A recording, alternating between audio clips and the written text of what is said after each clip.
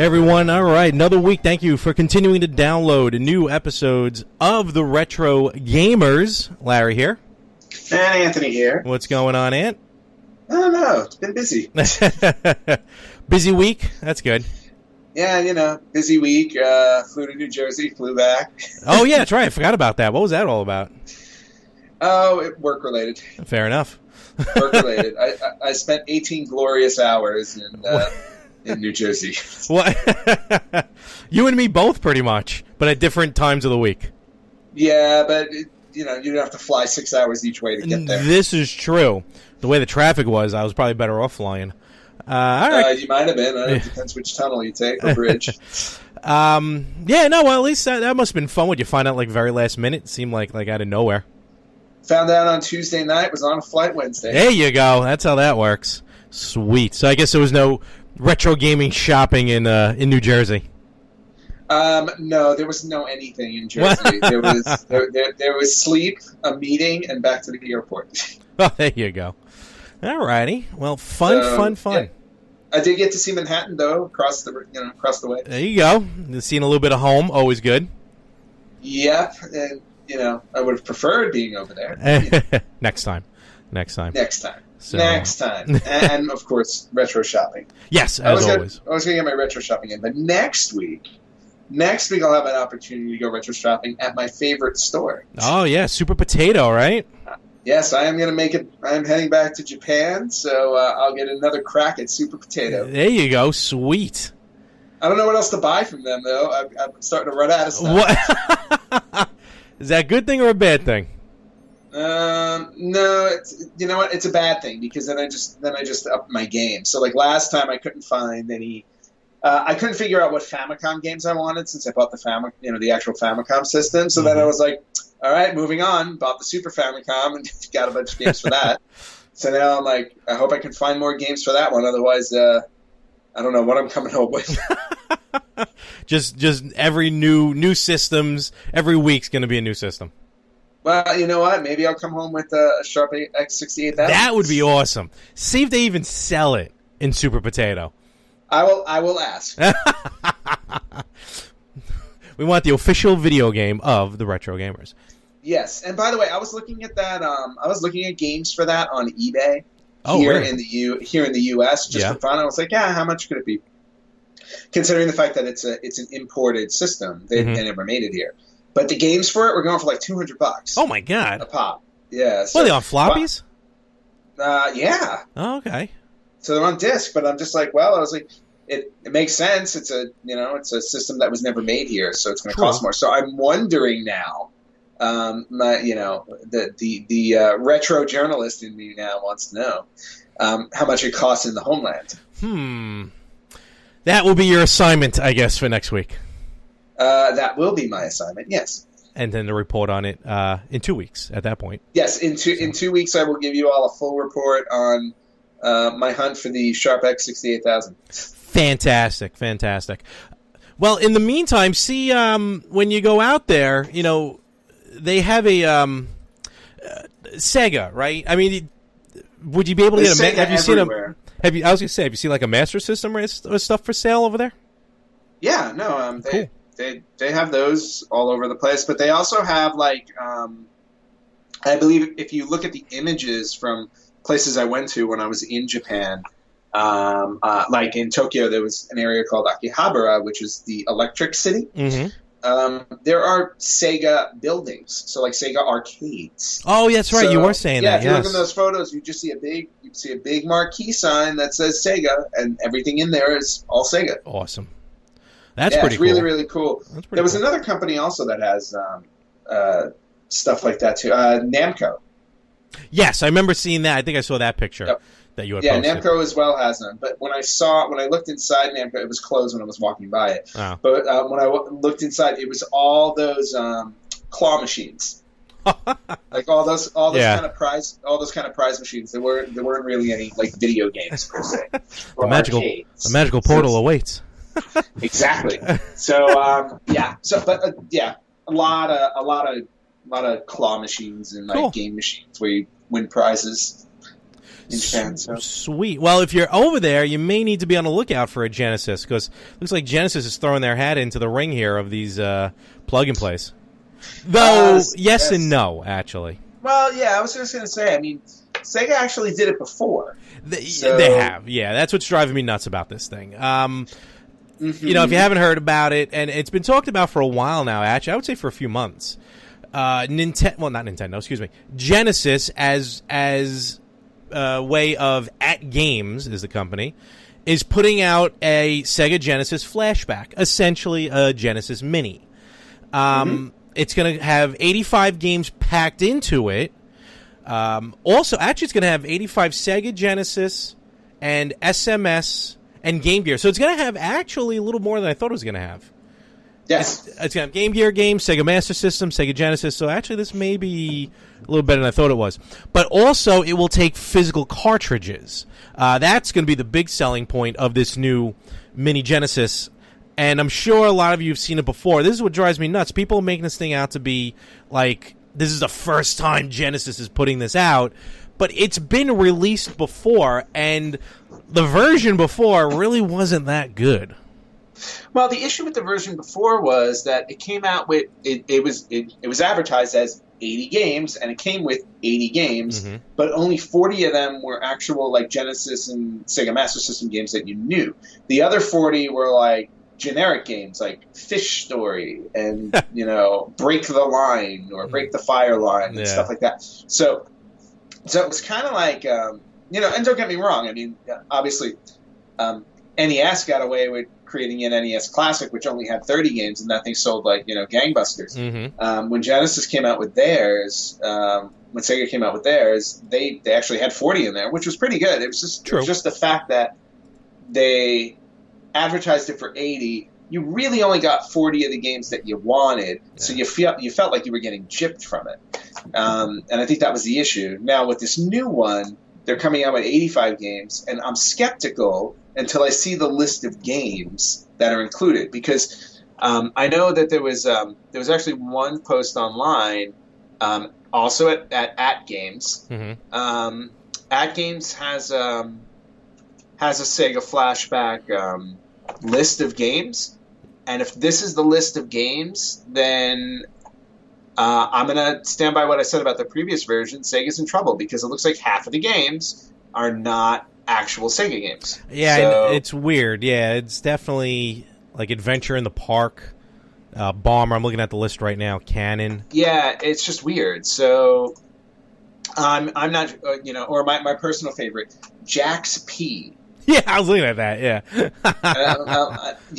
Or just there's another game called Snake and a game called Spider.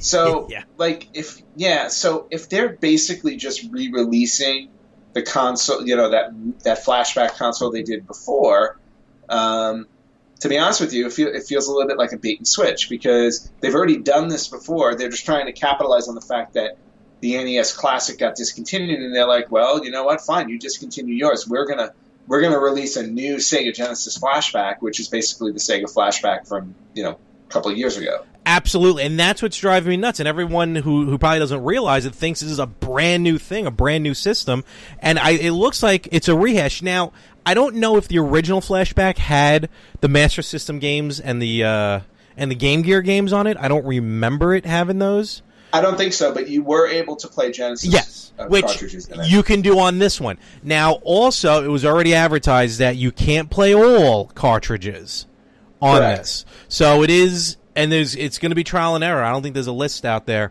that lists what games it won't take. But the fact that it takes carts is a big improvement, don't get me wrong, over the, obviously, big improvement over the NES Classic. But the improvement on this Genesis as compared to previous, it is 720p, it has HD output, so it's got that going for it. It's got two wireless controllers, 6-button Genesis controllers. You can also plug in, though, original Genesis controllers into the system, so that's good as well. I had bought for a minute. I returned it, actually, because it was so bad the next day. But I did buy the first Genesis Flashback originally. And it was cool, but the way, like, the sound was off when I played, and it was AV cables. Okay, well, and then this one's an upgrade because it's 720p HD. Totally. Like the original one, the sound was off, the color was off, the gameplay was off a little bit, and I think it only took like a couple of carts. I don't remember which ones I had. I don't think it took Castlevania, which stunk, Bloodlines, because that's the one I really wanted to play. Yeah, well, because that's like one of the best games. Absolutely, but I'm going to have some high hopes for this Genesis. Yeah. Well, I also bought the. Remember when I first started traveling in Japan, I said, I was like, oh God, I'm going to be on a flight for 12.5 hours. How am I going to entertain myself? Mm-hmm. And I bought the handheld version of the Flash, basically the Sega Flashback, which had all the games on it in the handheld. And for that, it was actually really cool. And actually, it was cooler than the console Flashback they had released because it had an SD card slot. Mm-hmm. So if you wanted to, you could install other games and play other games through the SD card. So you were able to load all the games that didn't come on the handheld. See, and that I thought was fine because it made up for all of these useless games. Although I must say, the concept of playing a game called Mr. Balls sounds intriguing, or particularly one called Plumbing Contest. There you go. I can only imagine happen. I mean, does it take place in a bathroom? I mean, what the hell? I mean, I really don't want to know. So, yeah. So, to circle back, it's like it's not a new thing. So I feel it feels a little weird that they're trying to tout it as something new. Now, granted, it has 85 games, not 80. All right, so, there you go. Plus 5. I don't know. Is that enough to qualify it as like, oh, it's something new? But I mean, I'll give credit to Sega. They're trying to take advantage of what has pretty much been a little bit of a PR nightmare for Nintendo. We got a lot of angry people out there for once the NES Classic was canceled. Mm-hmm. I am one of them.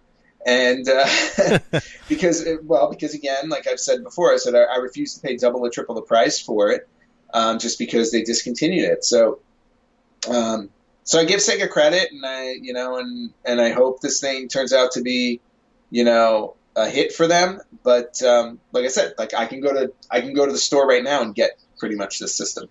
True, and you know what? Even if half of the version, of course. That is true. I was gonna say even if half the 85 games stink, I guess just the fact that it takes cartridges is going to be worth it enough to have these bad games on it. Well, yeah, anybody who doesn't have a Sega Master System or a Sega Genesis or a Game Gear that wants to play cartridges, then yeah, I mean it's a total benefit. You're getting an inexpensive system that already has games built in, and then of course you can play your own. And I do like how, because the prior Genesis Flashback looked like the Genesis 3. If you remember that third, which is a very small version of the Genesis. This one looks like the Genesis 1, the original looking Genesis. Which is the way it should. Totally, very cool. And it'll go nicely with my collection. It sure will. When I add it to my next to my original Genesis. And just to make a quick note, the only cartridges it takes are Genesis carts. It won't take Master System. It won't take Game Gear. It only will take Genesis cartridges. Okay, so it's pretty much just an upgrade to the original Flashback. Essentially, yes. That they released. Yeah. All right. So I was really excited when they announced it. I'm a bit less enthused now. Time will tell. We'll see what happens as the Sega Genesis Flashback will be in stores September 2017. Sega! All right, and you said you flew in for Jersey for about 18 hours or so. I myself was in Jersey for about 18 hours or so. I was in Jersey for a wrestling convention, but a buddy of ours let me crash at his place, and I got to finally get him on the podcast, Anthony. Another Anthony. Oh yeah, so yes, I heard about that. First off, why didn't you come visit me while you were in Jersey? I believe you were in Thursday. I was there Saturday. Oh, well, that's a pitiful excuse. You should always alter your plans when you know I'm going to be in the vicinity. This is true. But anyway, for those who haven't been listening to our podcasts or don't remember when we were talking about the NES Classic, we have another friend named Anthony, who takes angry to a whole different level when it comes to the NES Classic. So, and he's definitely wanted to air his grievances. Absolutely. And, since we have the perfect platform for him to do so, you managed to actually sneak a little time with him, huh? I did. I brought my little mini recording studio, and we sat down, and I let him go. Folks, I'm going to tell you right now, don't worry, it's the language is kept to a minimum, but be forewarned, it's going to be quite an interesting ride for the next little while. This is exciting. It's going to be fun. So here is my interview with our friend Anthony C, about Nintendo and whatever else ended up coming up. Well, this is a long time coming, because finally, once again, on the Retro Gamers. Yes, he's been here before, folks.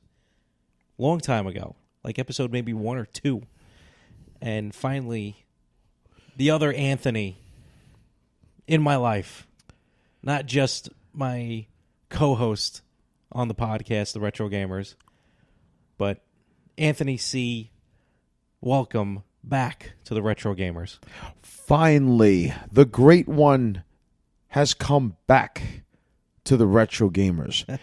It's been a long, long time, and I've had a long, long week full of obstacles and challenges, but I don't really want to dive into that because, quite honestly, I really couldn't care less about any of that. What matters right now, fans, is that I am here not just to wreak havoc in the podcast world, but I am here to give my take today.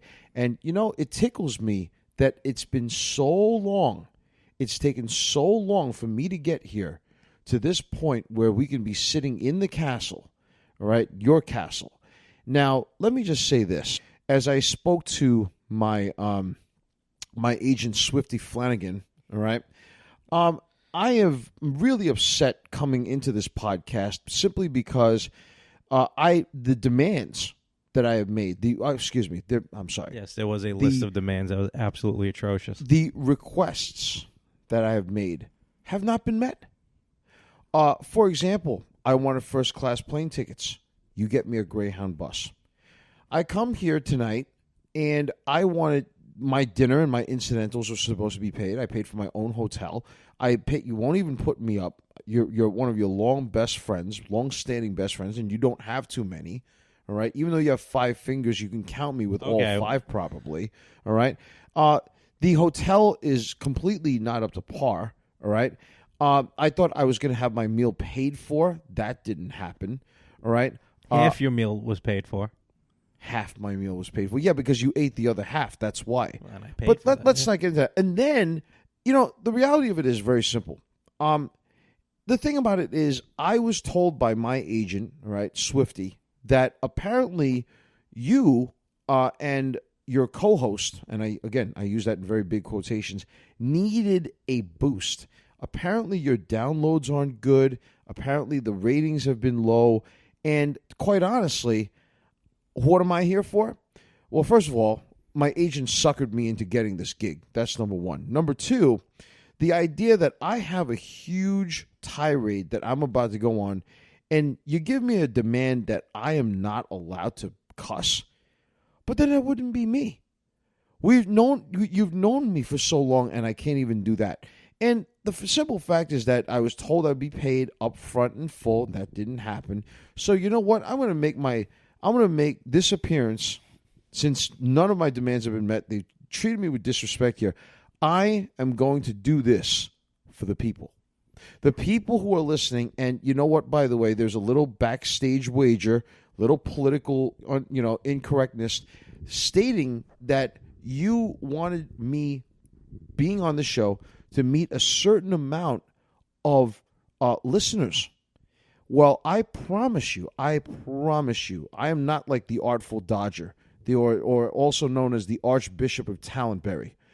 I am going to increase your listening viewership. Not your viewership, but your listeners. And you have. By the way, Larry, I also want to say you have a perfect face for radio, but that's a different story.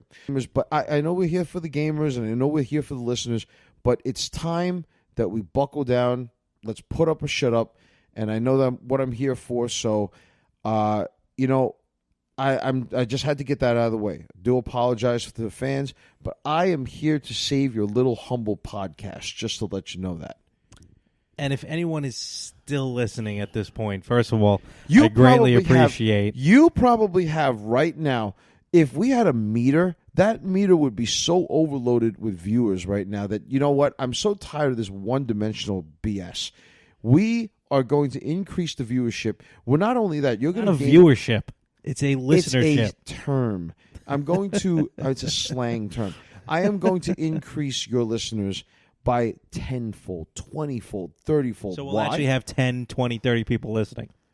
More like 10, 20, 30,000. Ooh, that is living the dream, my friend. So, all promo aside, Anthony is, yes, a very, very dear, close friend of mine, and a close, dear friend of Anthony as well. Give them the truth. Give them the truth. You know, we've known each other for 25 years, and it's been my absolute nightmare, friends. 25? 22, 23, something like that. I met Anthony 95. 94, yeah, 95. 94, 95. Yeah, so, well, yeah. that's been, folks, that's been the longest standing brutality that any human being has ever faced, knowing this guy. But that's a different story. I'm not here to put myself over. I'm here to put the retro gamers over. And now, my friends, for the cult, all right, the cult of Anthony, the battalion, the Legion, my commandos. Can you not hijack my show, please? We can finally listen to this show. So go ahead. I'm sorry. Go ahead. By all means. That was 7 minutes and 39 seconds of a diatribe. And fans, that was 7 minutes and 39 seconds and counting of the pleasure being all yours. So me and Anthony, actually all three of us, have known each other for a long time. You and Anthony have known each other longer than me and you have known each other. Yeah, man, that's really even more unfortunate. But that's a different story. So we are a clique of brothers. We are. We've definitely known each other through thick and thin. And Anthony, if you go back and listen to the history, I was about to say something so bad, but let me not. If you go back to listen to the history of the Retro Gamers, you'll hear Anthony on one of the very early episodes, literally like 1 or 2 or maybe even the third episode. So he's been wanting to be back on the show, and we really had no need for him until now. Excuse me? No need? Listen, I am needed around the world. Okay, I am a nationally known name. Can we talk about video games at this point? Why did you have to disrespect me? See this? Because fans? Anthony's probably flipping out right now. I couldn't care less. Listening to this, I couldn't care less. And besides, hey, and if you're listening to this in Japan somewhere, it's a feeling. You'll get over it. Okay. So Anthony C, the Anthony that you're listening to right now, he, what's the nice way I can put it? He has, without cussing, an issue with Nintendo, and especially with their with the way they handled the NES Classic. And I know we're a few episodes out. We haven't really talked about the NES Classic in a while because of the whole hoopla behind it and the discontinuation of it, and the very difficulty of getting an NES Classic. I mean, the things I had to do. That sounded not the way I wanted it to be. Me getting out 5 a.m. in the morning, 22-degree weather, to wait online for 5, 6, 7, 8, like 4 hours to get an NES Classic. But Anthony here, he has some stuff he'd like to tell Nintendo, and I told him we would give him this forum to do so. So, Mr. Anthony, if you will, your concerns with the Nintendo Corporation. Jeez. Where do I begin with this? Buckle up, people. This is going to be a bumpy ride. Where do I begin with this? And folks, if you haven't started drinking yet, oh, wait a minute. I'm sorry. Is this a PG-rated show, right? Very much so, yes. What I meant to say is that, what I meant to say is basically if you haven't gotten a soft drink yet, I would suggest you to do so because you are going to need the attention span when I go on a tirade about this. By the way, little unknown fact, you are aware that I used to be addicted to Coke, right? The drink. Well, now I switched to Pepsi. But that's a different story. Listen, folks, I had no idea he was going to do any of this, honestly, and it's really not in my nature to just stop and re-record. You're getting this. This is taped live to video, as they call it, or in this case, live to audio. I don't know what the heck he just said. All I know is that I am being as genuine as I can be because there's no other way I know how to be, folks. And you know something? If you don't like it, can you just too talk bad. about your concern? Okay, You've been waiting for months. Months you wanted to be on the will show. You stop interrupting me there. So now here is your forum. Donald, stop interrupting me. Now, here's the deal. Okay, where do I even begin? When I first heard that they were going to issue out the NES Classic, I was happier than a little girl in a Backstreet Boys concert, simply because when I was growing up, and let me just say this, the NES Classic Edition has a very sentimental value to me. I grew up somewhat poor. I didn't have a whole lot, and I remember when we got the original Nintendo in my household, it was like one of the greatest things. It was like literally back in the day for all the kids nowadays, it was like inventing an iPad, or it was like getting an iPad at its time. And for me, it holds a lot of value because, you know, my mom and dad, they worked very hard to get this for me. I saved up a lot of allowance money to buy games.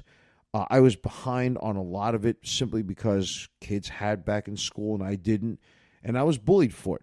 But the thing is that I haven't played a lot of these games, you know, like Ikari Warriors, Ninja Gaiden, my favorite being Mike Tyson's Punch-Out!, or now it's called Punch-Out! Featuring Mr. Dream. It was an opportunity for me to relive a childhood that I felt like I've lost. My little brother would probably feel the same way. So when I heard that this thing was coming out, it was great.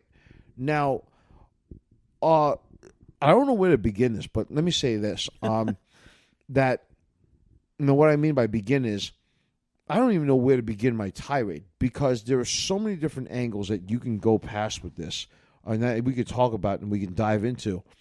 One of the major ones is, what truly bothers me about the Nintendo Corporation is that they are repeat offenders when it comes to this whole supply and demand deal. Look at the Wii. Look at the other systems that they had. I think that this is purposely a marketing strategy to make sure that they keep themselves in the mix, in the news, so they can garnish the attention. The views of Anthony C. are that of his views and not necessarily the views of the retro gamers. Damn right. And I will continue to keep my... Now, stop interrupting me, okay? Because I'm going to... Did you originally you know what? I will own... hijack your show if you don't... Did you originally own any of the games that were on the NES Classic? Yes, I did. Besides the Super Mario Brothers and stuff like that? I own... Who on planet Earth? What kind of a question is that? It's like asking, does a priest pray? Of course... Who in the world did not own Super Mario Brothers back in the day? And by the way, if you didn't, you should be slapped. All right, at least twice over. Let's see, Ninja Gaiden. Okay. All right. Gaiden or Gaiden? I was always told it was Gaiden. Yeah, me too. Yeah. Okay. Mike Tyson's Punch-Out. Mm-hmm. All right. I mean, a lot of these games, you know, Excite Bike. Classic. Right? These were things that I grew up with, and you know, to me, I really feel like Nintendo purposely screwed people over just so that they can stay aloof in the hype. And, you know, if they don't understand, they, first of all, apparently don't understand their demographic. Okay?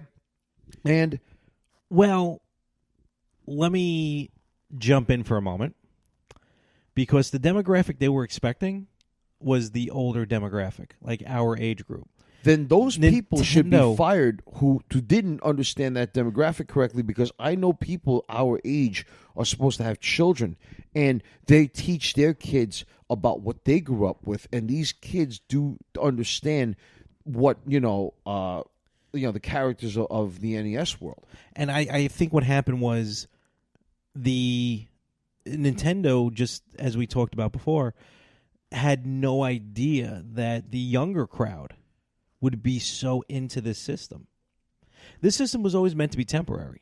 Well, But it became temporary quicker than expected. Well, again, whoever made that decision and whoever came up with that decision and whoever made it final is an idiot. Well, that decision, I mean, it's one thing to make something temporary on purpose. In what manner? Listen, this is okay. As fun as Nintendo is, they are a multi-billion-dollar corporation known around the world. Okay, this is not some rinky-dink mom-and-pop shop you're going to go buy Bazooka Joe's at. For those kids who don't know what that is, it's called gum. All right? This is a multi-billion-dollar corporation that seems to not understand how to get their you-know-what together. And what bothers me is that because they dropped the ball, their consumers are the ones who pay. Will you stop interrupting me? Their consumers, all right, are the ones who are paying for it. So is it fair? Let me ask you a question. We argued about this at one point in time, and we actually nearly stopped. By the way, folks, we nearly stopped talking to one another for a few weeks because of this. And let me just say, is it fair to you, okay, as a you're one of the most loyal Nintendo followers. I've been accused of being a fanboy. Okay. And there are many like you. Okay, I've never been that much of a fanboy after the Nintendo phased out, after the Super Nintendo phased out. But you know something? Is it fair in the fact that you had to wake up at 4 or 5 in the morning to go stand 3 hours online in a blistering cold in the East Coast to go get one of these damn things? Is it fair to the father, all right, of children who had to go do this? Is it fair to anybody? This is the kind of garbage that the people were subjected to get the system. I bought it on eBay simply for one reason. I bought it simply because I was so fed up with these ridiculous, gross competent tactics, all right, that I bought one on eBay simply because I'm not going to feed this company any money until they show me and the rest of the consumers out there some type of loyalty to say, hey, we're not going to drop the ball on you. All right? They did this with the Wii. They did this with the NES Classic. Then there was another system that they did this with. Do you remember what that was? It was a Nintendo, not the DS. It was something. And the handhelds are usually in stock. Well, I'm saying you couldn't get that there was some system that you couldn't get for months. These people are repeat offenders. If you're nothing else, you're passionate. If you're an avid listener of this show, can I say this? There have been other podcasts that I've listened clips to. I haven't listened to it fully because I was boycotting this show until I got a rightful spot on here, hearing or what I'm seeing with this company. And it really ekes me as a consumer. No, I understand. Yes, you are very passionate. It's why you don't have a Switch, I'm sure. Absolutely not. Absolutely. Folks, if you want to go buy one, God bless you. I got 2 of them.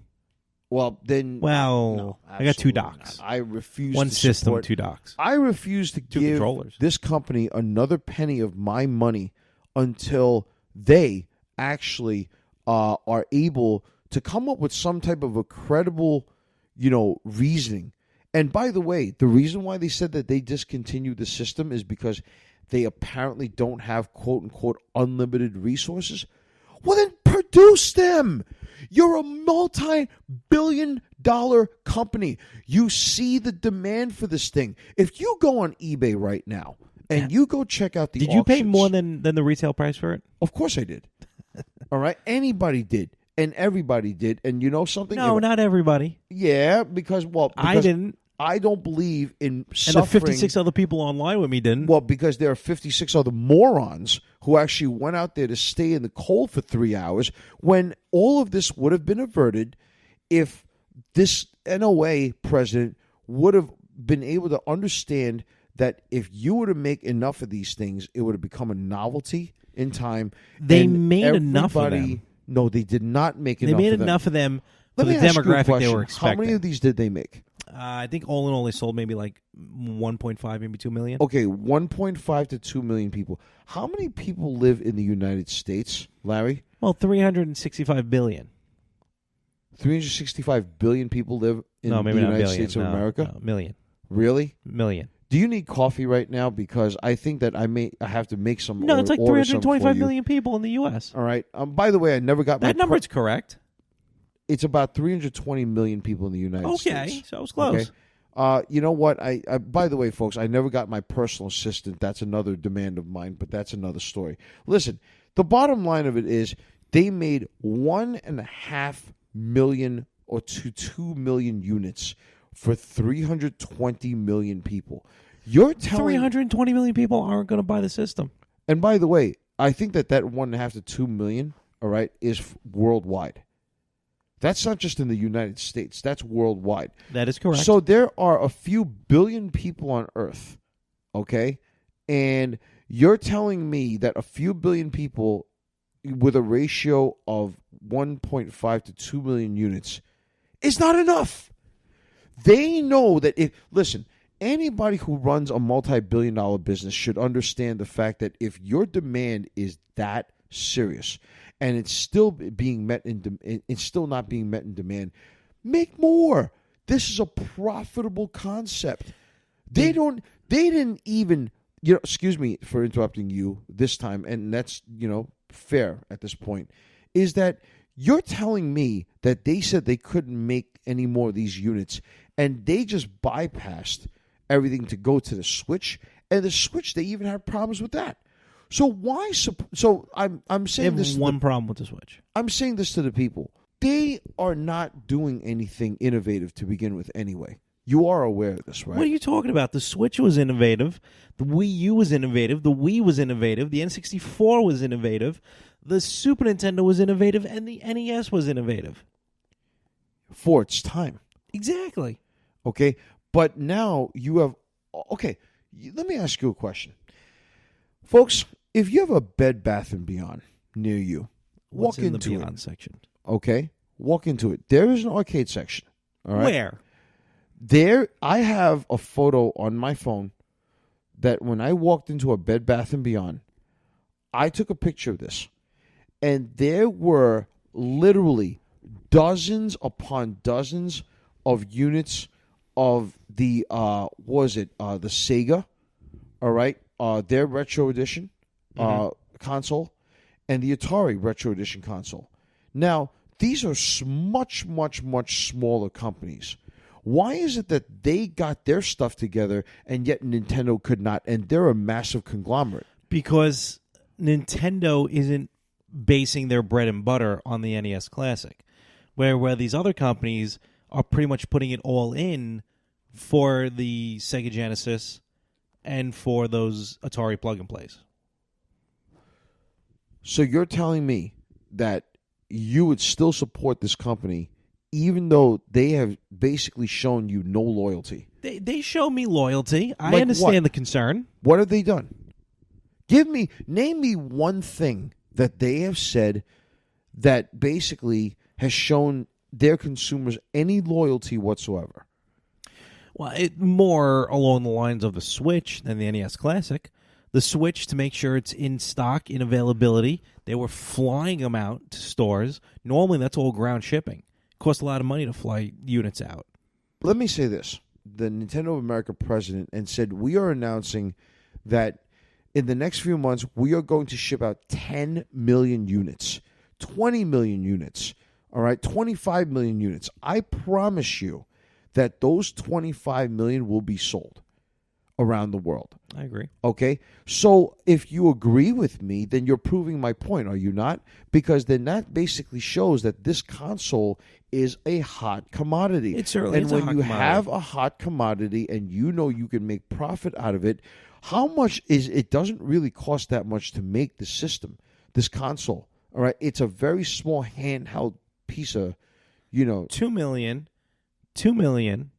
times $60.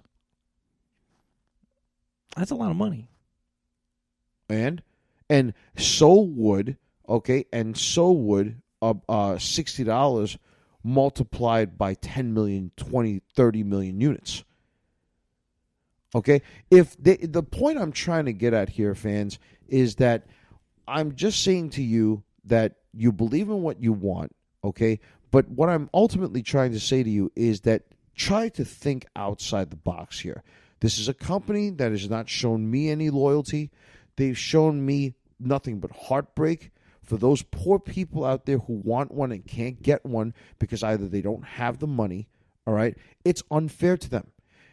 There are people who will not stand out there like myself at 3, 4, 5 hours prior to some store opening just so they can stand online and be one out of 56, all right, to get 57. one of these, or 57, whatever, all right? And no, you have 56. And you have at least, what, 200-300 people standing out there in some of these lines in some of these states? Oh, some of them, yeah. No, not the one I was on, but so some of them, yeah. You're telling me that that's fair to these people? You should be able, okay, fans, what do you call your fans anyway? We don't have a name. Gamer Maniacs? No. Retroites? Oh. You don't even have a name for your fans? Are you kidding? No, we never thought of that. Oh, jeez. Fans, I apologize. By the end of this show, they're probably going to want me as the host of this We'll thing. see But about that's a that. different story. We'll see about or that. Or co-host, at least. Co-host, guys. Co-host.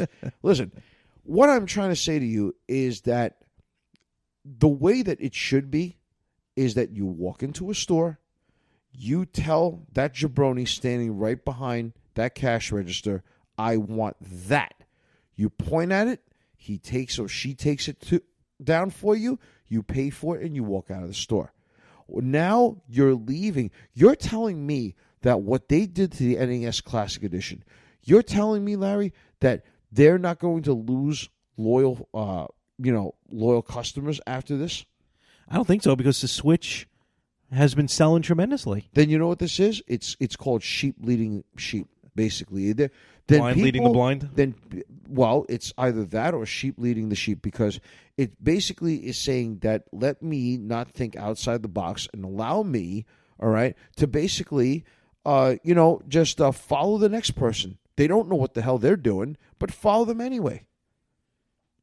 My friends, I think outside the box, and I'm not trying to sound self-promoting or anything like that, but I refuse to give another. If you don't cent sound self-promoting by now, I don't know what's happening on this show. I'm just being truthful. That's exactly what it is. Listen, I can go into a lot. I mean, if you really, really want to keep talking about this, I can talk about it. It may have to be a whole special edition episode. A classic edition. I know you definitely have a lot more to say, and maybe one day we'll do a special uncensored Retro Gamers where you can truly say what you want, unabridged, unbeknownst, unaffiliated, unbewildered, unrecognizable, unleashed. I'm very tired right now.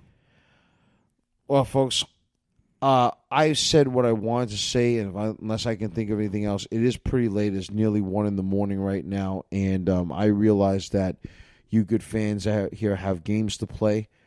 You have controls to hold. A lot of you may not be in possession of an NES Classic Edition. I feel sorry for you. I feel bad for you. I wish there was something I could do. You could give him yours since you're not crazy about the Nintendo. Oh, no. I play mine, okay? I play mine. However, if I ever come across one and I wanted to sell mine or whatnot or whatever the case may be, I still have to beat Mr. Dream. I'm still a little annoyed. I never even got it. It seems as though they made the game a tad bit harder than what I remember, but that's a different story. Isn't Tetris in this thing too? It is not. No, it is not. How many times have you played it? A lot. But I just keep turning it on to Punch Out. So, okay. Here's the thing. I also feel the other thing that they kind of dropped the ball with is that there are games in here that I really am not very thrilled with, and I really think that they could have just done without it. Like, I'm not a Final Fantasy person. Yeah, I thought that was kind of weird. I just thought that they didn't need it. I was never a Zelda fan. What? I thought Zelda was cool, but it's like I wasn't like a fanboy of it, I just felt like there were some games that they could have done without, and ultimately, they could have put in cooler stuff like Tecmo World Wrestling. That was an awesome game, man. That was a good game, yeah. That Double Dribble was great. Contra, like the original Contra. Yeah, not the Super there's one. something weird about that because Super C is always the one I see being released on Virtual I don't Console. get that. It's got to be a contract thing. Yeah, I guess so. You know, It's the only thing I can think of. Yeah. Other than that, you know, like I think I've said my piece. Fans, I know you got games to play, controllers to hold, you know, consoles to power up. So, you know, I appreciate the forum here for allowing me to spew out my anger towards the fools who have been running this operation halfway around the world. And with that, which is why it took 40-something episodes for Anthony to finally make his way back to the Retro Gamers. So here's to another 40. When we hit episodes 86, 87, we'll have you back on again. Yeah, and I'm sure that the viewership is going to be way up. I'm sure, the viewership. I know, I got to keep correcting myself. I'm sure that the listeners are going to be way up. The downloads are going to be way up. And you'll see. And by the way, I will win that steak dinner, just to let you know. Well, I'll keep everyone in the loop about that part. But right now, I think we're going to throw it back to headquarters, where I think we're going to get into This Week in Gaming. No, wait a minute. You're not going to allow me to plug?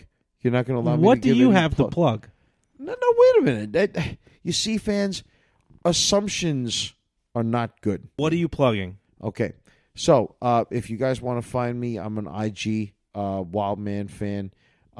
If you also follow Twitter, I barely even update that. It's Bluesman Shoe. If you want to talk about merchandise, the Champ does have merchandise, so you can purchase that. Merchandising, where the real money of the podcast is made. Thank you, Don West. And at the same time, you can definitely contact me via the Retro Gamer co-host. You may not even have that other co-host anymore soon. Just vote him out, folks. Vote him out. But anyway, other than that, I also want to give a shout-out to just my fans. Thank you very much for your time, man. Appreciate it, bro. I'm glad that you were on the show again, and we will gladly have you back in about another 40 episodes. Wow. That's all you can say. No, I mean, it was kind of what I expected, and yet Anthony never ceases to amaze me. None whatsoever. You should have been there with him. Yeah, you know what? I really wish I was there because it was definitely a conversation I would have loved to have joined in on. Next time. So, good job, Ant. Pushed it a little too hard at times, of course, but we don't expect anything less from you. So that's what we got. All right, cool. So with that, there's no way out of that. You just have to kind of move on from him. No, we're just going to move on, and it's going to take a couple minutes to settle down. But I wanted to bring up something that you, Larry, had posted online a few days ago, and congratulations are finally in order because you have defeated Super Siege. Oh my God, yes! How did I completely forgot about that? It was fantastic. I was just chilling out. Really just not doing anything. I just popped it on, wasn't expecting, and I just had the two games of my gaming career because I got to the final boss twice. First time I lost out, but then I did it again later in the day. And it came out of nowhere, and trust me when I tell you, I really wish I was recording at that time, but I was in mode, I wasn't recording, I didn't bother with it, it was great though. Oh, wait a minute. This isn't documented? Well, there's a picture of the end credit. So okay, so are you trying to Billy Mitchell our audience? No, not at all. I feel like I can reproduce it. I wish I was Billy Mitchell because I'd be making some of that hot sauce money. But I think I can reproduce it hopefully. But I was just when I got to the end boss finally, because last time I played the live stream, I got to the final level, but not the final boss. And I remember. And I just finally got to that final boss, and I remember, like, holy cow, this is it.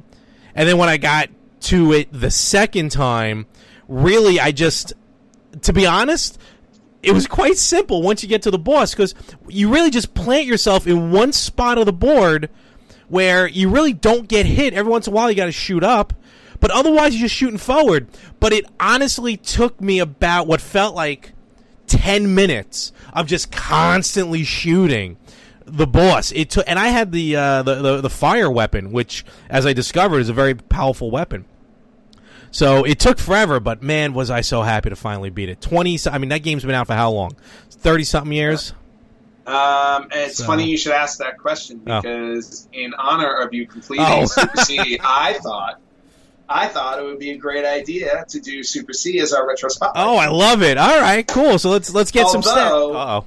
Now I'm not so sure that you beat it, so I don't know if you deserve to know. I have a witness. Super C. I do have a witness, so it's okay. Who's your witness? The gentleman we just interviewed. Oh. Yeah, he's not credible. Oh man! We'll have an intelligence committee decide that. Fair enough. Someone's going to show up to the garage like in King of Kong. Oh good God! Well, before that happens, let's get over to So let's switch over. So all right, and so congratulations on beating Super C. Thank you. I think it's probably the only game you've ever beaten, if I'm not mistaken. No, you've never finished games. Well, this is true. The rarity of me beating games is very small, but the very first game I ever beat was Contra. So at least now I got those two down. I guess I got to work on the next one now. Yeah, I was just going to say, it only took you like 30-something years.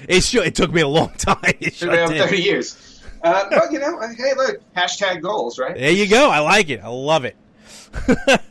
All right, so in honor of your conquest, which I still need physical proof for video proof, and as I said before, your witness is not credible enough for me. Let's talk about Super C. All right. Okay. All right. Here is your retro spotlight on Super C. The original title for Super C, which shouldn't surprise anybody, when it came out in the arcade, was Super Contra. Of course. So it was originally a direct sequel to Contra. Instead of calling it Contra 2, they decided to call it Super Contra. The version was developed. Well, actually, all of them were developed and published by Konami. And the arcade version came out January 8th, 1988 in Japan. Oh, wow. And then it was, as far as I know, the arcade may have only existed in Japan. I'm not sure if it was ever ported here. I don't remember it ever really being here. Arcade version. Yeah. So it was released on the Famicom system in Japan February 2nd, 1990, so 2 years after the arcade version came out. And then a couple of months later in April in the United States. And then it took 2 extra years before Europe and Australia got their hands on it. Gotcha. In 1992. And then it was also released on the Amiga and DOS system, operating systems. So you were able to play it on the computer. And then fast forward way later to 2002, November 2002, it was released for Windows. Oh, wow. So Super Contra, is definitely... was definitely available on a multitude of platforms over the span of about 14 years, starting with the arcade. That's version. A good life of it. And of course, and then of course, it also it came out eventually, I believe, on Xbox Live at some point as well, and I think it was released virtual on Xbox consoles. Live. Virtual consoles. So Xbox Live Arcade got it in 2007. So that this game has definitely been passed around. Now, some interesting information about, let's start with the title of the game. So the arcade version was called Super Contra. The NES version was called Super C. Mm-hmm. And then for Europe and Australia, there was a specific reason why it took them 2 years later to get it. It's called like Protobector or something like that? Yeah, it was Probotector 2. Return of the Evil Forces. All right. And the reason why, there's a little bit of a history as to why the titles were changed. Because the original Contra game in the arcade in Europe was actually not called Contra. It was called Grisor. Oh, yes, I've heard that. Yes, okay. And the reason why it was called Grisor, because during that time, there was actually a political conflict going on in Nicaragua. And it made the name Contra a little too sensitive, or at least to Europe. So they wanted to change the name from Contra. So they changed it to Grisor. But fast forward to when Super Contra was released in the arcade, it made it to Europe as Super Contra. So the first arcade was Grisor, the second arcade was Super Contra, and confusion ensued, of course, because they were like, people were playing this and it said, hey, it's just like Grisor, except, it's called Super Contra. Exactly. So, and then when they ported this to their console system, so now when the European version came out a couple of years later on console, the reason why it had a delay was because the European version wound up getting censored because they were not allowed to show, because basically the concept of the game was that the aliens, it was like body snatchers. The aliens took over the humans, and the humans were trying to, were coming after you, so you were shooting and killing the humans.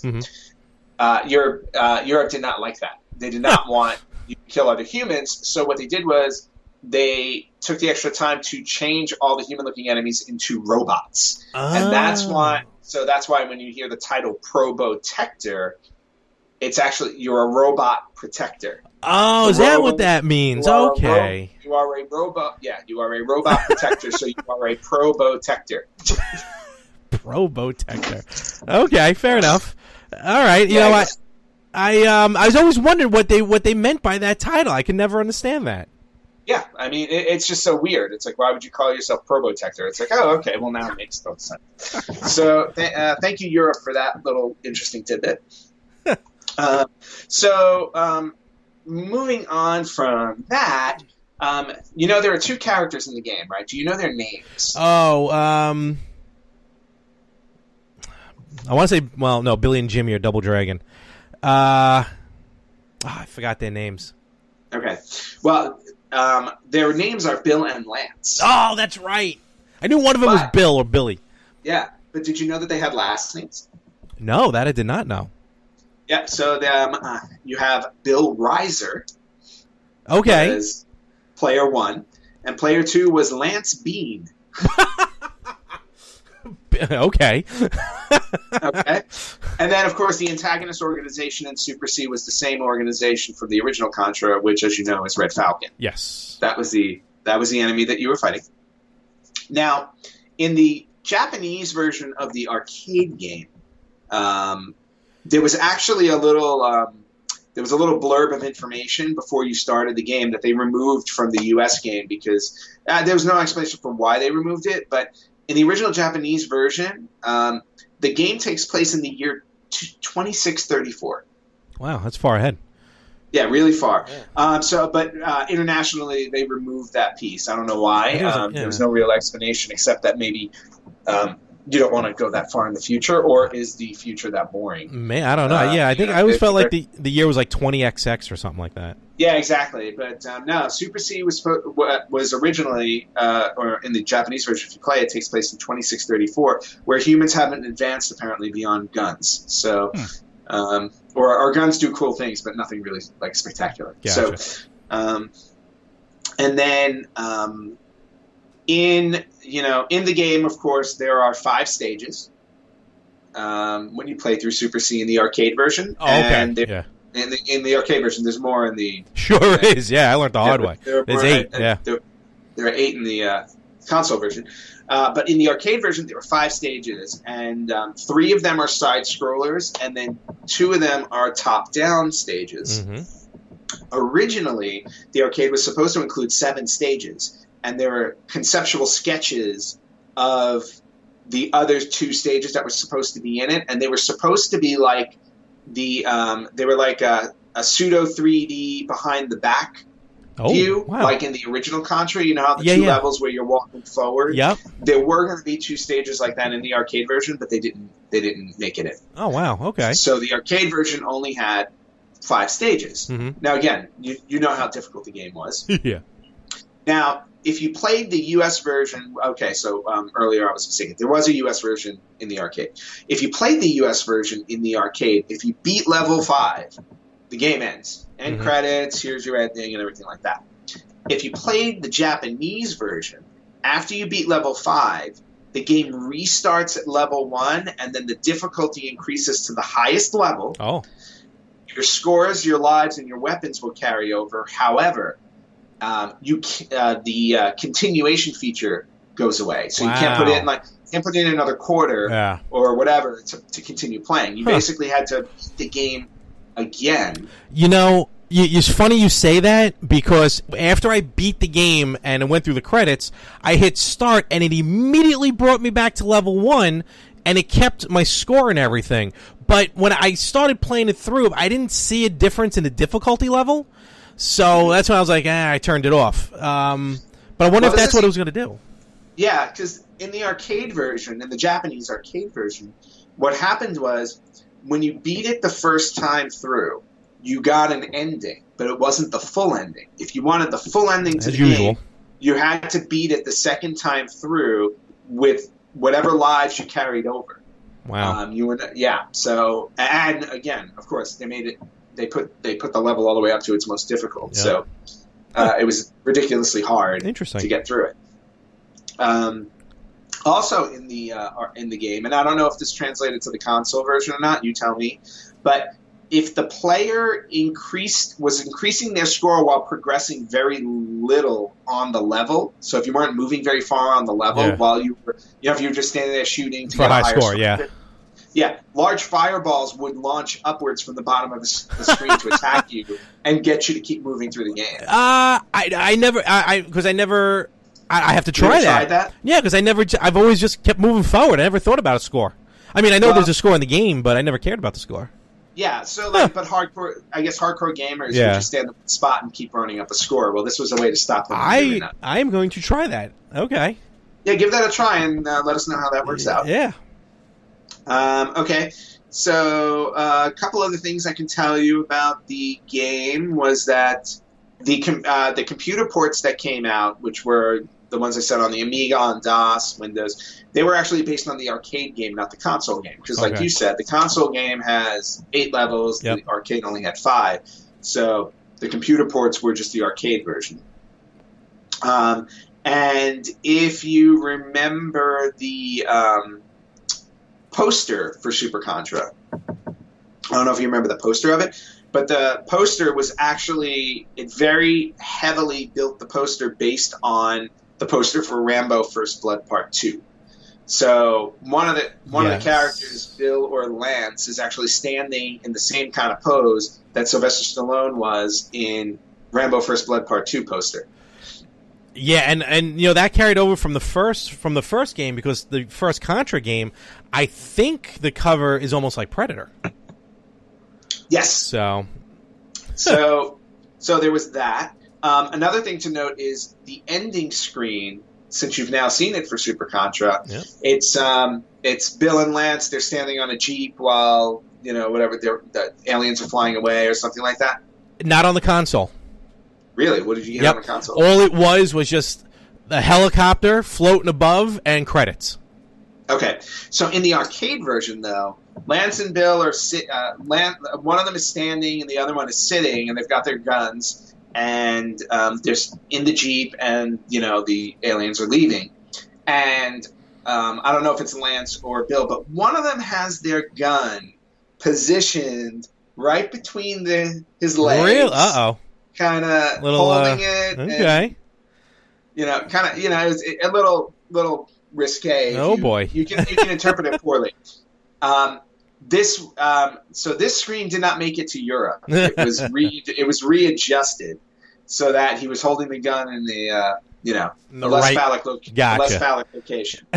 So if you go online, you can actually see the differences between the two images. It's actually kind of cool when it's like, oh yeah, I can definitely see why they thought there was a problem there. Yeah. So a couple other things to note.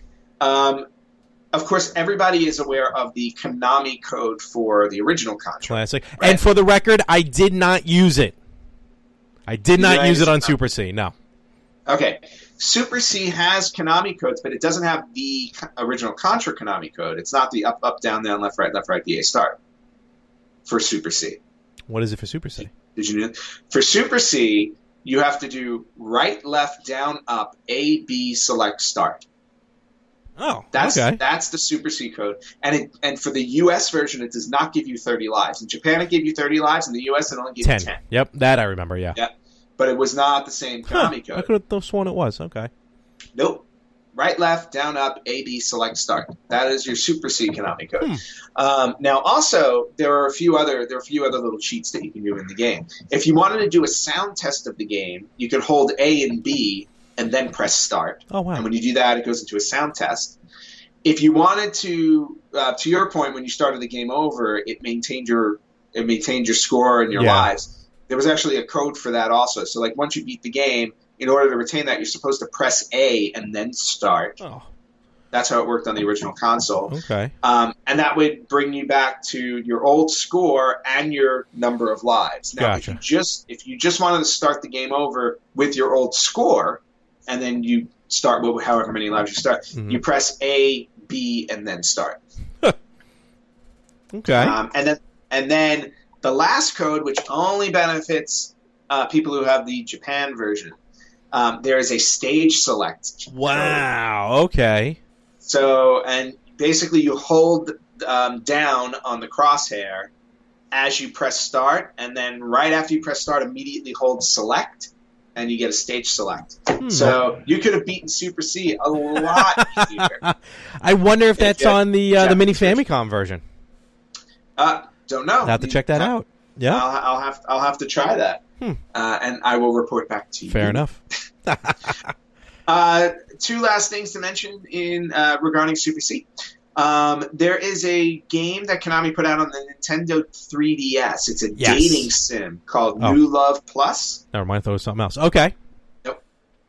It's a dating sim game called New Love Plus, and I don't know if it's Japan only or... I got to imagine it's Japan only. I'm guessing it's Japan only. Yeah. But in that game, there's a rendition of the Stage 2 theme from Super C. Really? Yes. And the Stage 2 theme, just so you know the title of it, is called In a Tight Squeeze. It is a tight squeeze on that level, yes. So the soundtrack for the game, all of the levels have different names. That's cool. The soundtrack for it. And then one last piece of information on this. In Battlefield 3, the game Battlefield 3, do you know that? Okay, you're aware of that game? Okay. There's actually an homage to Super Contra in Battlefield 3. There's one part in the game where the player has to navigate through the dark. And when you're navigating through the dark, there's a table there, and sitting on the table is a replica of Super Contra's PCB, which is basically the little computer. Yeah. The little computer board that goes into the arcade so you can play it. Mm-hmm. Yeah. So they actually recreated the board for Super Contra on the table in Battlefield 3. That's cool. Yeah. So, So that is this week's Retro Spotlight on Super C. Again, in honor of, you completing the game. Now you know a little bit more about it, especially Bill Reiser and Lance Bean. Lance Bean. Awesome. Yes. Good. And never forget the title Probotector and now what it means. No, I'll never forget that ever Probotector 2, Return of the Evil Forces. Sweet. All right, well, I guess I'll have to go play Super C again and this time document it. And I'll play through it one more time. I still need proof. All right, fair enough. Sega. All right, it's that time of the week when we start to wrap up the show. And when we do that, it's time for This Week in Gaming. Ant, what do we got? Well, This Week in Gaming, I'm still reeling from the interview you had with Anthony. I don't know, man. You weren't there. I wasn't there, and I'm struggling, man. Guess man. I got some type of psychic connection or something going on. Man, oh man. Love you. So this week in gaming history.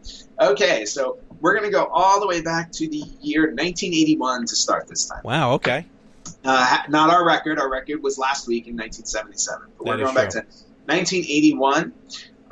In Japan, we got the Game & Watch widescreen version of Parachute. Oh, wow. Widescreen version. Okay. A widescreen version, yes. In Japan. I didn't know they made anything widescreen. Yeah, right? Honestly. That's kind of interesting. Yeah. Huh. We're going to jump a couple of years to 1983. Now, this is something that I never did with This Week in Gaming before, but maybe something that starts coming in. Okay. But company announcements. Fair enough. For Okay. gaming industries. So, and this is a good one to start with because in 1983, Capcom Company Limited is established in Hirano, Osaka, with the express purpose of selling software. Wow. So Capcom is born. Yeah, Capcom was born this week in 1983. There you go. Happy birthday, Capcom. 34 years ago. Some of the best games out there made by Capcom. Yeah, absolutely. Marvel vs. Street Fighter, one of the most well-known franchises. Mega Man series. What are you talking about? Yep. Oh, Mega Man, can't forget that. All right, jumping to 1984 on the NES, or I should say the Famicom in Japan, Hogan's Alley. Do you remember Hogan's I Alley? loved Hogan's Alley. The little spinning Yeah. things. And Yeah. yeah. Oh, I think it was awesome. Awesome. 1985. I'm categorizing this as the weird game of the week. Fair enough. Because there really wasn't anything super weird. Actually, no. I'm sorry. There was another one that has a great title. But this one is called Flappy, and it was for the Famicom in Japan. Okay. And it was basically a game about a mole, like the animal. Yes. Trying to push like a gem or something into the right spot on the board. I don't know. It's really weird. But I just loved the name because I'm like, it prompted me enough to do a little bit of research. I'm like, Flappy, what the hell is a Flappy? You think it's a bird or something. I think Flappy Birds. Right, that's what I would think too. I'm like, oh, what kind of bird game did they come up with? And no, it's a mole. So the game happens underground. Flappy. As expected. Fantastic. Sticking in Japan in 1986 on the Famicom, the world-renowned and mostly reviled because of its difficulty, Ghosts and Goblins. Oh, classic. There we go. And that game was ridiculously difficult on normal level. Oh, yeah, on normal, like, it really made you feel like that, the game developers truly hated you. It was so obscenely difficult. Yep, definitely was. And continuing with the 80s trend of staying in Japan, apparently, This Week in Gaming History in the 80s was just all Japanese releases. So for the Sega Master System in Japan, also in 1986, Fantasy Zone. Okay, classic, yep.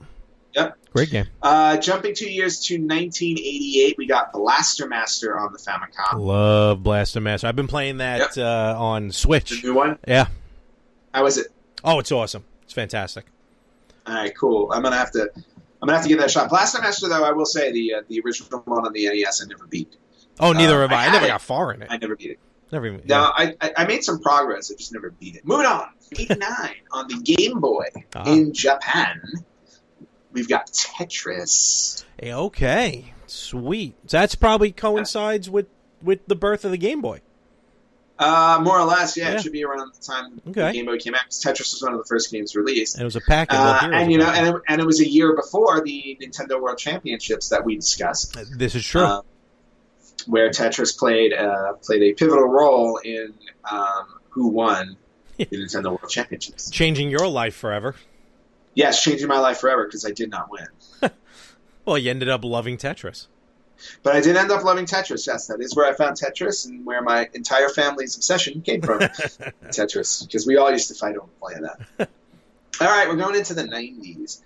We're staying in Japan, of course, for most of the 90s, actually, this week. Okay. U.S. stuff didn't really hit until the 2000s, I guess. I don't know. But anyway, so this week in gaming history, 1990, on the Sharp X68000. Yes. The retro gamers console. Yes. On the Sharp X68000, they got Jack Nicklaus Presents the International Course. Oh, okay. Golf. Yeah. Golf. But golf wasn't in the title. Yeah, that's a little weird. The international. Well, I guess if you hear Jack Nicklaus, unless Jack Nicholson is putting out a game, and I don't know how that would be when they start bashing in that guy's front windshield with a golf cart. Well, he used a golf club for that. So when he bashed in that guy's windshield. Very true. Moving on to 1993. Okay, let's continue on. 1993, and I think this one may win the weird title for the week. I don't know. You tell me. And I didn't do research on this one, but now I need to because it was released 1993 in Japan on the Genesis. Slap Fight MD. MD. That's the weird part. No, what are you talking about? What the Slap Fight? I can almost forgive Slap Fight, but Slap Fight MD just sounds like a horrible syndicated show. Slap Fight MD. Dun, dun, dun, dun, dun. I don't know. To me, it sounds like something that belongs in a telenovela. It's like in A Million Ways to Die in the West when they're in the corner, Giovanni Ribisi and Seth MacFarlane, and they're just fake fighting each other. Yes, Slap Fight. So I need to do some research on that. That might be a game I need to buy. if the title is actually what happens in the game. I'm still more concerned about MD. Well, maybe he's a doctor. That's what I'm thinking. 1994 in Japan on Game Boy, Donkey Kong. Oh, that game was Was great. ported over. Oh, fantastic version of the game. And The first, real quick, Donkey Kong, the first game to take advantage of the Super Game Boy. Oh, really? Yep. Very cool. You want to explain the Super Game Boy to our audience? Sure, why not? Super Game Boy is a very underrated piece of equipment. The Super Game Boy is basically what it sounds like. It was an attachment for the Super Nintendo that you put in that you were able to play Game Boy games on your television through the Super Nintendo, which opened up a world of change. Like all these games, all of a sudden, games I played for years on the Game Boy, all of a sudden got like this freshness on them, like a new coat of paint. Now that I can play on the television, and some of the games took advantage of the Game Boy Color because how can I explain it quickly? When you put the game in the Super Game Boy, it didn't take up the entire screen. And remember, we're talking back to 4:3 ratio. It didn't take up. Maybe it took up like the middle of the screen, so there were borders and different borders you can do on the Super Game Boy. Certain games had special borders for the game and were in color. So that's what was cool about that. And Donkey Kong was the first one to do that. Ah. Yeah, Well, Super Game Boy, we should revisit. I stand here educated just a little bit because you know handheld is not my forte. Nope, not So- at all. But so, but if you ever check out the Super Game Boy, definitely check it out. Well, I'm going to need to get it just to continue completing my retro collection anyway. There's so many games on Game Boy that are fantastic. Well, it's funny. I actually do have an original Game Boy because somebody gave it to me Okay. with a handful of games. I mean, it's all old and looks broken and whatnot, but it works. But yeah, just never. I never went out and physically bought a handheld system, All right. unless we count the Switch. True. We'll count it soon. Yeah, or the Game Gear. I got the Game Gear a long time ago, but secondhand. Gotcha. Anyway, moving on to 1996 on PlayStation in Japan, Mortal Kombat 3. Nice. Very good. A year later, 1997 on the N64 in Japan, Star Wars: Shadow of the Empire. Oh, that game was really cool. That It game came out in the US. ruled. That I love game that ruled. game. Yep. And then a year later, in 1998, on the PlayStation, and finally in the United States, Woo! we've made it. We're made here. it here. Lafayette, we are here. And conveniently enough, or probably fitting, since I talked about Capcom before, starting this week in 1983. 1998, X-Men vs. Street Fighter. Nice. Great game. Great game. Excellent game. 1999 on PlayStation in the U.S., we got The Next Tetris. Yeah, it was all right. TNT. Yeah. Yeah. Now, you're going to need to explain this one to me because I'm curious about this. Okay. 2000, in the U.S. on the Game Boy Color, Okay. Tomb Raider. Yeah, it was. How did Tomb Raider work on a Game Boy? Well, Game Boy Color is what it sounded like. It started. Yeah, Game Boy Color. Yeah, you were able to play in full color, but if I'm not mistaken, I think that was more of a side scroller than anything else because they also ported like Metal Gear Solid was on Game Boy Color. And I mean obviously they are super scaled down versions of these games. Okay. Thank you for that. No problem. And also, in the year 2000 on PlayStation, we got The Legend of Dragoon. Oh, yes. And that title means something to both of us, but for other reasons. Okay, so now we're jumping to 2001. Now, 2001, is the hot spot for the U.S. Okay. this week in gaming history, because this week in 2001 we got the Game Boy Advance handheld system. That was came out this week. Cool. And with that, a slew of games. So I'm just gonna do a little rapid fire here. All right, go for it. They are alphabetical. So when the Game Boy Advance came out in 2001, we got Castlevania: Circle of the Moon, Choo Choo Rocket, Earthworm Jim, F-Zero Maximum Velocity, GT Advanced Championship Racing, Iridion 3D, Konami Crazy Racers, Namco Museum, Pitfall, The Mayan Adventure, Rayman, Ready to Rumble Boxing Round 2, Super Mario Advance, and that's the list. Yeah, it was basically Super Nintendo graphics on a Game Boy Advance, and I remember me and a few of my buddies in college pre-ordered the Game Boy Advance. That Game Boy Advance was really the first.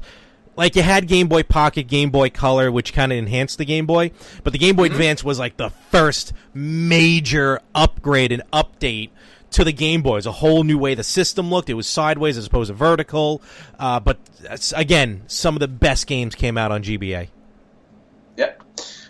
So that's probably the biggest moment in this week in gaming history this week. Good. But we'll continue on. 2002 on the Game Boy Advance, we got Mega Man Battle Network 2. Okay, I wasn't a fan of them, but they're good games. Okay. 2003 on the Game Boy Advance, Buffy the Vampire Slayer: Wrath of the Darkhold King. Why do I feel like I had it, but I don't think I did? We did do a Buffy. We did a retro spotlight on Buffy games, and this was rated one of the worst. Yeah, probably. Or the worst. Yeah. Ports don't do too well. Here's an interesting one I found from 2003. Released on Windows, Donnie Darko the Adventure Game. Really? Yeah, based on the movie? Yeah, not exactly the movie you expect to have a game. No, not unless you're playing the rabbit. Yeah, I mean, which, by the way, love the game. Oh, the movie. Movie's fantastic. The movie was a good movie. Okay, we also got in 2003, we got a bunch in 2003 also, but Dungeons & Dragons Heroes for Xbox. Okay. We got Big Mother Truckers for PlayStation 2. Yep. Evil Dead: A Fistful of Boomstick for Xbox. Game rocked. Yep. Hitman 2: Silent Assassin for GameCube. Okay. Resident Evil: Dead Aim for PS2. Okay. Probably the biggest one on the list for 2003, though. Soldier of Fortune 2: Double Helix for the Xbox. That sounds familiar. Soldier of Fortune was another one of those big franchise games. Like Medal of Honor, Call of Duty. Yeah, I mean, Medal of Honor, I think, wound up taking over. In my opinion, yeah. Well, Call of Duty, ultimately. But yeah, and Call of Duty, ultimately. 2003, you also got Sonic Adventure DX, the Director's Cut on GameCube. Yes, that was a great version of the game. It really was. We're going to jump 2 years to 2005. GoldenEye Rogue Agent for the Nintendo DS. Okay. Yoshi Topsy-Turvy for the Game Boy Advance. That was a fun one, yep. And then Disney's Magical Quest 3 starring Mickey and Donald for the Game Boy Advance. Sweet. You know, the Yoshi Topsy-Turvy, just go back real quick, it was called Topsy-Turvy because you had to physically rotate the Game Boy Advance for the game to play. It had like a gyro sensor built into the cartridge. That's kind of cool. Yeah, it was pretty cool. And 2006, the last year we'll be covering, we got Big Mother Truckers again for the Nintendo DS. Okay. A year later. Mega Man Battle Network 6, Cybeast Falzar and Cybeast Gregar for Game Boy Advance. Ton of those games, yeah. Street Fighter Alpha Anthology for PS2. Nice, I had that, yep. And then Japan, this was the last Japan one I have on the list, got Sid Meier's Civilization 4 for Windows in 2006. Wow, okay, cool. Excellent game. And last but not least, I'm happy to end This Week in Gaming in 2006 for the Xbox and PlayStation 2 release of AMF Extreme Bowling. I never played it, but I do remember the box. Like every time I would go into a GameStop. What makes bowling extreme? You know, it's bowling to the extreme. I don't know. It was just goofiness. I got nothing on that one. I really have nothing on that one. Okay. And that is This Week in Gaming. Oh, wow. That was a good one. All right. Cool. Yeah, good stuff. Yes, definitely. Good week. And I think we'll start to wrap it up here. You know what? I think it's time to wrap it up. Yes. I've had enough of you. What? All right, so so we got next week we're gonna record. You'll still be here in the U.S., and then 2 weeks from now will be the episode from you coming back from Japan. So hopefully you'll again pick up some more stuff there in Super Potato. You got to always be on the lookout, see what's on sale. I will definitely be picking up stuff in the Super Potato. But I do know one thing I will not be picking up at Super Potato though. What is that? And that's the Virtual Boy, of course. But they sell it there. You took a yes, picture they of it. actually have it. They had it there when I was there last time, so nothing gives me greater pleasure than seeing the Virtual Boy sitting on a shelf collecting dust. Why don't you pick up one for me? Because you don't deserve it. Of all people. I refuse. I refuse. To put that on your credit card? Yes, my credit card. Okay, you know what? That'll be the day. Like I will walk up with the Virtual Boy. I will put it on the counter. I will hand them my credit card. And even though my credit card has plenty of money on it, they will grab a pair of scissors and cut the credit card off in front of me because nobody is allowed to buy the Virtual Boy. I am convinced nobody should ever own this thing. For sure. I'm telling you, at the Long Island Retro Gaming Expo, I'm looking for a Virtual Boy. Well, I mean, you can go to Texas for that Virtual Boy Street Fighter. True. Yeah, I forgot about that. Talked about that last week. That is true. I have to check out the plane tickets. Okay. You look for the Virtual Boy for all your heart's content. You buy one yourself. I will not. I will not be an enabler here. I'm waiting for the mini Virtual Boy. Yeah, okay, you're going to be long dead before that. That was a lob. That was a lob for you. All right. So, Ant, I'll talk to you next week. Everyone, join us next week. Hit that subscribe button. Remember, Facebook.com/RetroGamersPodcast. Our website, The Retro Gamers. .com. Yes, retro. I keep forgetting that .com part. TheRetroGamers.com and Instagram, _RetroGamers. So, and we'll call it a day, Ant. I'll catch you next week. It was fun. Talk to you next time. Awesome. See you later, folks.